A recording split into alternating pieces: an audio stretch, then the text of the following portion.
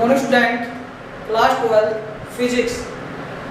कल के लेक्चर में हमने पढ़ा था वर्ताकार धारावाहिक मंडली के एक्स पर चुंबकीय क्षेत्र यानी उसकी एक्स पर क्या है मैग्नेटिक फील्ड निकाला था, और आज हम निकालेंगे चुंबकीय क्षेत्र में धारावाहिक चालक तार पर बल यानी फोर्स ऑन क्या है current carrying conductor in a magnetic field. तो क्या है चुंबकीय क्षेत्र में धारावाहिक चालक तार पर बल कैसे निकलेगा, उसका मैथमेटिक्स फॉर्म कैसे निकालेंगे हम देखो वो देखते हैं। माना हमारे पास क्या है एक धारावाहिक चालक तार है जिसमें मुक्त इलेक्ट्रॉनों की संख्या n हो, तो मतलब मुक्त इलेक्ट्रॉन की संख्या तो n होगी, और चुंबकीय क्षेत्र B की दिशा थीटा कोण में इस प्रकार रखा गया है, ठीक है, इस प्रकार प्रदर्शित किया गया है। तो ये हमारे पास क्या है मैग्नेटिक फील्ड लाइंस है, ठीक है। तो यहाँ पे क्या है एक छड़ प्रदर्शित की गई है, इस छड़ में क्या धारा I प्रभावित हो रही है, इसकी लेंथ क्या है L, ये मैग्नेटिक फील्ड लाइंस है। तो इस छड़ पर लगने वाला बल क्या कौन सा है, मतलब वो बल क्या है F बराबर I L क्रॉस B है। चुंबकीय क्षेत्र में लगने वाला बल ये निकालना है, ठीक है, ये बल लग रहा है। तो ये डायग्राम किसका है चुंबकीय क्षेत्र में धारावाहिक तार पर, ठीक है। तो अब हम इसको किस प्रकार प्रदर्शित करेंगे वो देखते हैं। देखो तो मैंने लिख रखा क्या है, मैंने लिखा है माना एक धारावाहिक चालक तार, एक धारावाहिक चालक तार है जिसकी प्रति एकाक आयतन में मुक्त इलेक्ट्रॉन की संख्या क्या है n है। बीच चुंबकीय क्षेत्र में, इस चुंबकीय क्षेत्र में थीटा कोण को इस प्रकार रखा गया है, ठीक है। तो अब हम लिखेंगे देखो क्या किस प्रकार इसको दर्शाते हैं, देखो इसको लिखना कैसे है वो देखो। तो सबसे पहले लिखेंगे हम इस छड़ में मौजूद कुल, इस छड़ में मौजूद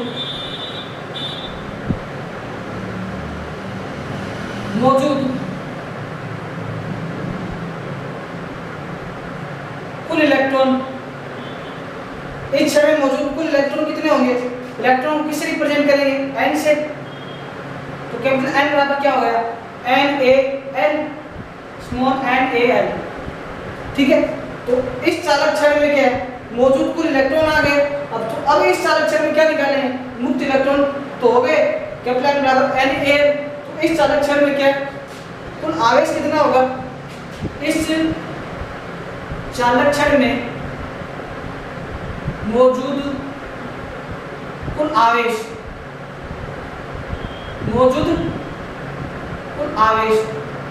पहले तो हमने क्या लिखा है मुक्त इलेक्ट्रॉन।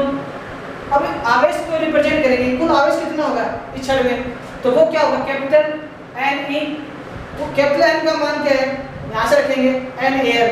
तो Q बराबर क्या हो गया NaL × E, यानी क्या हो गया NaLE। ये माने इक्वेशन फर्स्ट, ये कुल आवेश हो गया इस चालक छड़ में, ठीक है। तो ये आवेश हो गया, और इस चालक छड़ में क्या धारा I प्रभावित हो रही है, इस चालक छड़ में धारा I प्रभावित हो रही है, इस चालक छड़ में धारा I प्रभावित हो रही है, मतलब करंट क्या प्रभावित हो रहा है I प्रभावित हो रही है। ये देखो इस चालक छड़ में धारा I प्रभावित हो रही है, ये छड़ है इसमें धारा क्या है I प्रभावित हो रही है। तो I को किससे रिप्रेजेंट करेंगे, देखो I बराबर क्या होता है Q/T, चूंकि T का मतलब तो यहाँ पे क्या है L/V से है, और Q का मान क्या है इक्वेशन फर्स्ट पुट कर देंगे, put the value from equation first, यानी क्या लिखेंगे put the value from equation first, मतलब इक्वेशन 1 से क्या है वैल्यू पुट कर देंगे Q की यहाँ पे। I बराबर क्या हो गया Q की वैल्यू क्या पहले देखो NaLE, ये वैल्यू है NaLE। T का मतलब क्या है L/V, तो L तो यहाँ पे आ गया, V ऊपर चला गया, तो L से कैंसिल आउट, यानी I बराबर क्या हो गया वो देखो NaEV। ये धारा क्या है इस चालक छड़ में I धारा प्रभावित हो रही है, तो धारा क्या होगी NaEV। तो इस चालक छड़ में धारा आ गई, तो लोरेंट्ज के नियम के अनुसार गतिमान आवेश पर चुंबकीय क्षेत्र में लगने वाला बल क्या होगा, लोरेंट्ज के नियम के अनुसार लोरेंज के नियम के अनुसार गतिमान आवेश में चुंबकीय क्षेत्र पर लगने वाला बल, चुंबकीय क्षेत्र पर लगने वाला बल होगा।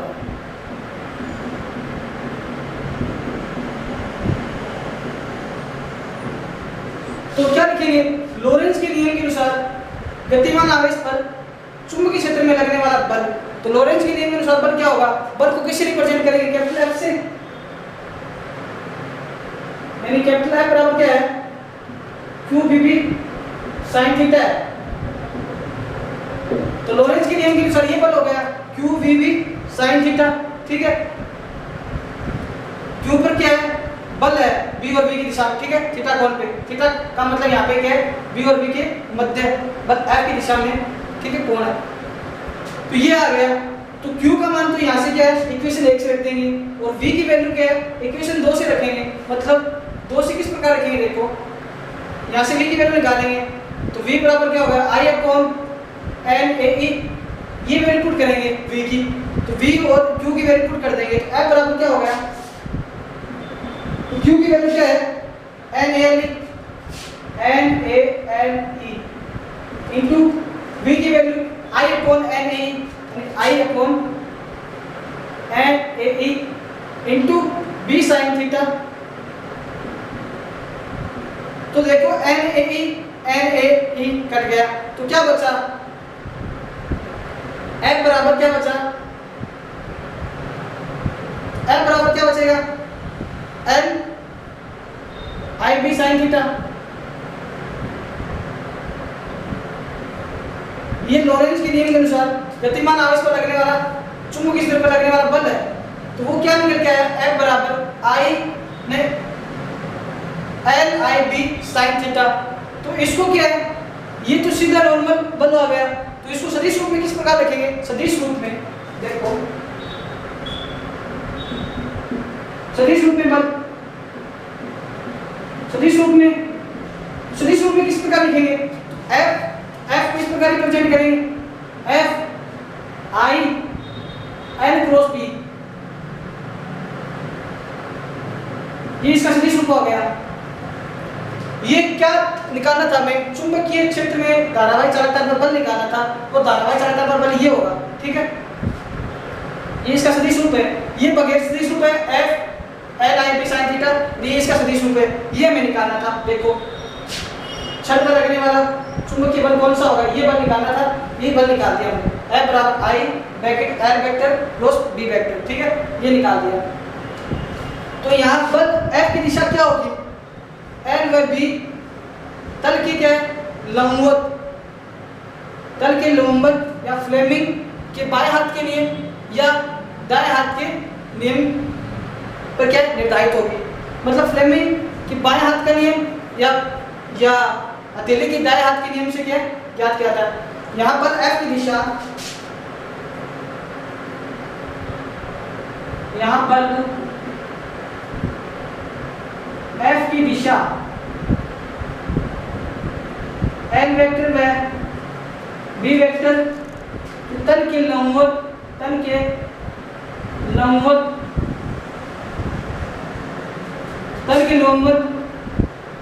तथा तल की लंबवत होगी। यह फ्लेमिंग के बाएं हाथ के नियम, फ्लेमिंग के बाएं हाथ के नियम या क्या है? या हथेली के दाएं हाथ के नियम से निर्धारित होगी। हथेली के दाएं हाथ के नियम पर निर्धारित होगी। तो इसका मतलब यहाँ पे है बल F की दिशा N व B के तल के लंबवत यानी फ्लेमिंग के बाएं हाथ के नियम या हथेली के दाएं हाथ के नियम पर क्या निर्धारित होगी। ये तो क्या है? चुंबकीय क्षेत्र पर लगने वाला बल हो गया। तब इस पर क्या केस अप्लाई करके देखेंगे। अब देखो यहाँ पे ये आप सब ने पढ़ लिया होता है, इसको मैं इरेज कर रहा हूँ। देखो ये कुछ काम नहीं आएगा अभी तक, मैं इसको इरेज कर रहा हूँ, इसके आगे कर रहा हूँ। देखो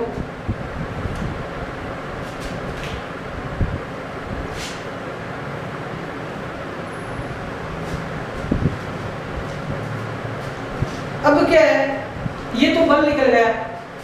तो अब हम इस पे विशेष स्थिति यानी केस फर्स्ट अप्लाई करते हैं। केस फर्स्ट में क्या लिखते हैं, अगर धारावाही चालक पर चुंबकीय क्षेत्र की दिशा में हो, अगर धारावाही चालक क्या है, चुंबकीय क्षेत्र की दिशा में होगा, थीटा का मान क्या होगा, थीटा इक्वल टू 0 डिग्री। मतलब चुंबकीय क्षेत्र यानी धारावाही चालक चुंबकीय क्षेत्र की दिशा में होगा, थीटा इक्वल टू 0 डिग्री। अर्थात क्या होगा, हमारा फॉर्मूला क्या है, F बराबर I L I B। Sine theta का मान 0 डिग्री है, तो साइन 0 का मान क्या होता है, साइन 0 इज इक्वल टू क्या है, 0। तो F का मान क्या आ गया, 0। ये तो क्या है, अगर धारावाही चालक तार चुंबकीय क्षेत्र की दिशा में हो। सेकंड केस क्या होता है, यही धारावाही चालक तार चुंबकीय क्षेत्र के लंबवत हो। ये तो क्या है, धारावाही चालक तार है, ये चुंबकीय क्षेत्र की दिशा है, तो ये दूसरे के परस्पर क्या लंबवत है। तो थीटा का मान क्या होगा, theta is equal to 90 degree. Theta का मान क्या है, 90 डिग्री रखेंगे हो, तो theta is equal to 90 degree, यानी F इज इक्वल टू क्या होगा, F is equal to sine 90 का मान क्या होता है, 1। साइन 90 इज इक्वल टू 1, तो क्या होगा ILB यानी साइन 90 डिग्री। तो साइन 90 डिग्री का मान 1 होता है, तो F बराबर ILB।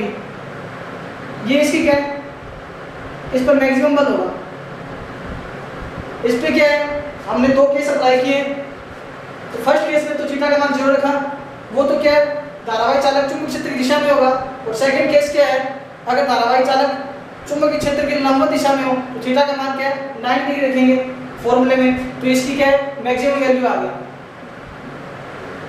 ये इसको क्या है, केस अप्लाई कर दिया। अब हम पढ़ेंगे धारावाही चालक पर बल की दिशा। देखो धारावाही चालक पर बल की दिशा,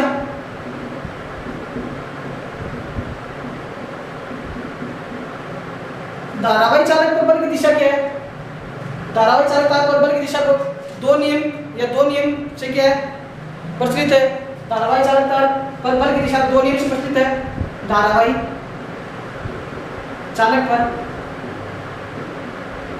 बल की दिशा, बल की दिशा के 2 नियम प्रचलित है। 2 नियम प्रचलित है, मतलब 2 नियम है। फर्स्ट नियम तो क्या है, देखो फ्लेमिंग लेफ्ट हैंड रूल, यानी क्या है, फ्लेमिंग के बाएं हाथ का नियम, यानी फ्लेमिंग लेफ्ट हैंड रूल यानी क्या है, इसका मतलब फ्लेमिंग के बाएं हाथ का नियम, फ्लेमिंग के बाएं हाथ का नियम, बाएं हाथ का नियम। तो फ्लेमिंग के बाएं हाथ का नियम क्या रिप्रेजेंट करता है, देखो इसको हम क्या है, एक्सपेरिमेंट देखते हैं। देखो ये हमारा क्या है, बाएं हाथ है, यानी क्या है, लेफ्ट हैंड। ये लेफ्ट हैंड है, तो इन दोनों उंगलियों को क्या आपस में मोड़ देंगे। ये तो इसका अंगूठा है, ये इसकी तर्जनी है। तर्जनी का मतलब यहाँ पे क्या है, फर्स्ट फिंगर से है, और ये क्या है, इसकी मध्यमा, यानी क्या है, सेंटर फिंगर। तो ये आपस में क्या है, परस्पर क्या है, लंबवत है। तो ये तो क्या है, तर्जनी यानी क्या, फर्स्ट फिंगर तो किसकी दिशा को रिप्रेजेंट करेगा, मैग्नेटिक फील्ड यानी चुंबकीय क्षेत्र की दिशा को। और ये क्या है, मध्यमा यानी क्या है, सेंटर फिंगर, ये विद्युत क्षेत्र की दिशा को प्रदर्शित करेगा। तो बचा हुआ हिस्सा अंगूठा, ये क्या है, उस पर लगने वाले बल की दिशा को क्या रिप्रेजेंट करेगा। तो फ्लेमिंग लेफ्ट हैंड रूल से आप समझ गए। तो ये क्या है, हमारा बायां हाथ है। वापस बताता हूँ एक बार, इन दोनों उंगलियों को मोड़ लेंगे।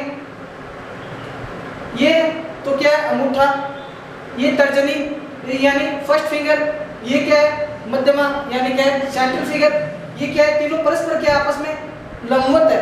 ये तीनों क्या परस्पर लंबवत है। तो ये जो तर्जनी होती है ना, यानी क्या है, फर्स्ट फिगर, ये तो मैग्नेटिक फील्ड की दिशा ऊपर से करेगा। ये मध्यमा यानी सेंट्रल फिगर है ना, ये क्या है, विद्युत धारा I की दिशा को प्रदर्शित करेगा, तो अंगूठा किसको प्रदर्शित करेगा?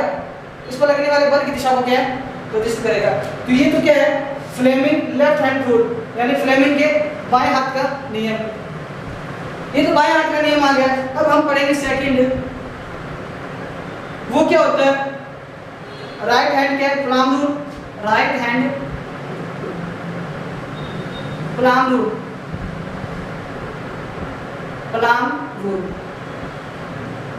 यानी क्या? दाएं हाथ का नियम या दाएं हाथ के हथेली का नियम, दाएं हाथ की हथेली का नियम, दाएं हाथ की हथेली का नियम से क्या समझते हैं? देखो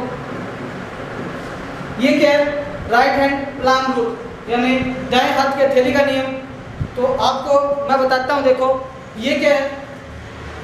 राइट हैंड है, तो राइट हैंड को इस प्रकार क्या है? इस प्रकार रखेंगे राइट हैंड को मोड़ के। तो राइट हैंड को इस प्रकार रखेंगे, जो अंगूठा होगा ना वो तो क्या है? धारा को रिप्रेजेंट करेगा, विद्युत धारा की। जो अंगुलियां ना वो मैग्नेटिक फील्ड की डायरेक्शन को रिप्रेजेंट करेंगे। और ये जो हथेली है ना, इस पर लगने वाला बल F, जो बल लगेगा ना उसके लंबवत, ये हथेली से क्या है? इसके बल की दिशा को रिप्रेजेंट करेगा। अंगूठा किसको रिप्रेजेंट करेगा? विद्युत धारा I को। और ये जो मुड़ी में अंगुली है ये किसको रिप्रेजेंट करेंगे? मैग्नेटिक फील्ड को।